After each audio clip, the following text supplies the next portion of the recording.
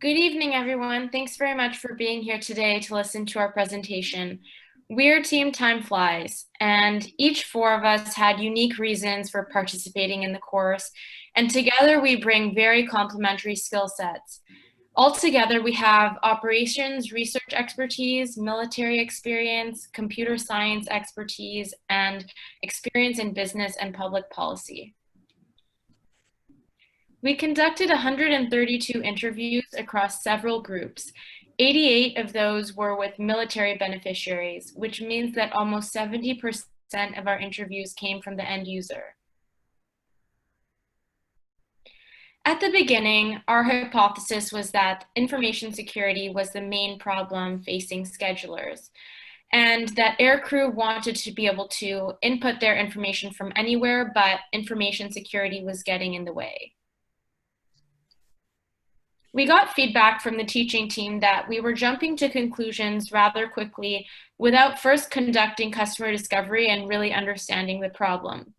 And so we turned our attention to in-depth customer discovery instead. If we were to measure the general sentiment of our team as we went through the course, it would look something like this. At the beginning, we felt overwhelmed by the problem and started at a somewhat low point. Then our morale improved as we gained momentum, and we experienced a small drop when we realized that information security is not the main issue. We slowed down, we went back to the drawing board, and we interviewed a lot of people, and we wanted to understand the space and map out the process.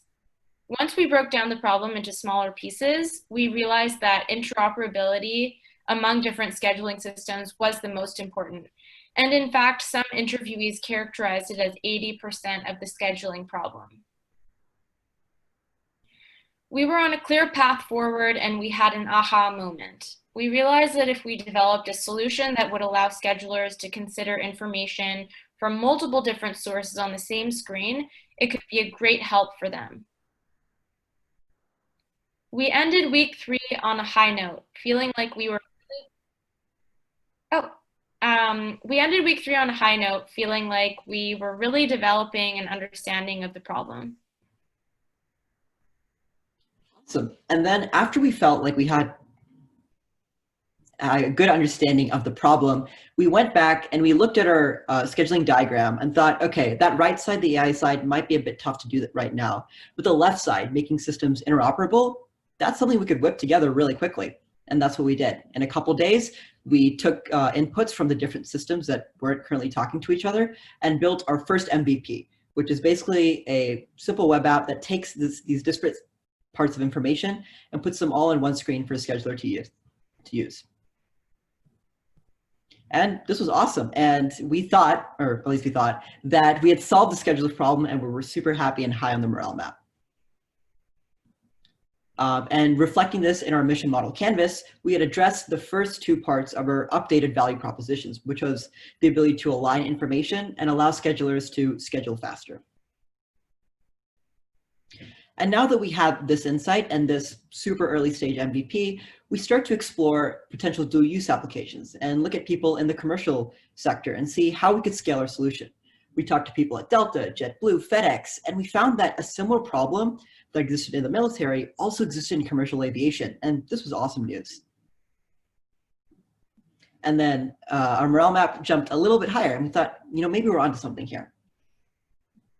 And then we hit a couple of obstacles. First, after, or at least over the course of several interviews, we found that there were several groups in the Air Force who were already working on the scheduling problem, ranging from the Air Force Research Laboratory, a group called Kessel Run, and as well as a agile software engineering team called Tron, built up just for this exact problem. And on top of that, as we started poking around a little bit more in the commercial aviation sector, we found that there were already large contractors building tools that addressed similar problems that we had outlined in our scheduling subproblems. And additionally, that airlines preferred proprietary solutions for competitive reasons. Next slide. And this was kind of a morale hit. We thought, okay, we outlined an awesome problem, but are we a little late? And how can we add value knowing what we know now? This was right around the time where we started to shift our focus and how can we bring our solution to bear. In order to do that, we looked at the resources that we had available, the actions that we could take, and the partners, the people and the teams that we could partner with. We were actually able to speak with the 3 teams that we had discussed previously. We found that there's room for our team as well. Not only is this a big problem, but we're all working on different subcomponents of it. And these people were more than generous with their time and willing to help us. And that generosity allowed us to validate other aspects of our problem statement. Most notably, we were able to get feedback on the downstream effects or the downstream timeline associated with the scheduling subproblems we had modeled out before. The schedulers were very focused on inputting all of this data onto one screen, but the higher echelons of command were more concerned about how to react to changes quickly and how to use data to make more informed decisions. Another component was the ability to speak with the program management office that is in charge of the scheduling software used on a daily basis. And by getting this demonstration, we were able to validate that there were places where our team could provide an easy solution for the schedulers.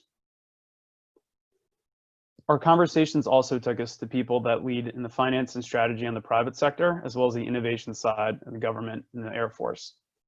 All of the people we spoke with noted that this is a big problem, but they also noted that it's difficult to execute the research, the R&D, as well as the customer discovery that we had just spent 10 weeks doing in over 130 interviews. This made our team subject matter experts in a problem area that was incredibly important. At this point, we saw that we understood the space, there was room for our team, and we had the ability to add value with our product. At this point, we had developed an understanding of 2 broad parts of the problem, interoperability and analytics. The former was the most pressing, and so we started to build an MVP around it. We worked closely and iterated with 4 different squadrons to understand their data streams and for whom we built notional data sets, and this app that has all the data on one screen. Finally, we had the opportunity to validate the functionality of it in a live demo with a scheduler who was very excited about it and confirmed that he would want to use it. Now in week 10, we think we have a strong understanding of a good path forward and what is needed in an app to be useful for a scheduler. At this time, we also investigated various deployment pathways and the financial viability of our app, particularly in the various costs that would be required to develop this app, from overhead, travel, legal, and software development, as well as the success factors that would make the app valuable to the end user. So what's next for TimeFlies? After 132 interviews, we have developed a deep understanding of the problem space in squadron flight scheduling. We intend to continue to develop this project after the class is over across the summer. We have a compelling demo that schedulers want, but it is only the first part. There is still an analytics portion, among other applications. We look to deploy our solution through funding organizations such as H4X Labs and AFWorks, and to first strengthen our strategic value through exploring the commercial space. And so we plan to speak with players such as Jefferson and JetBlue to find a related application for our solution there. Thank you.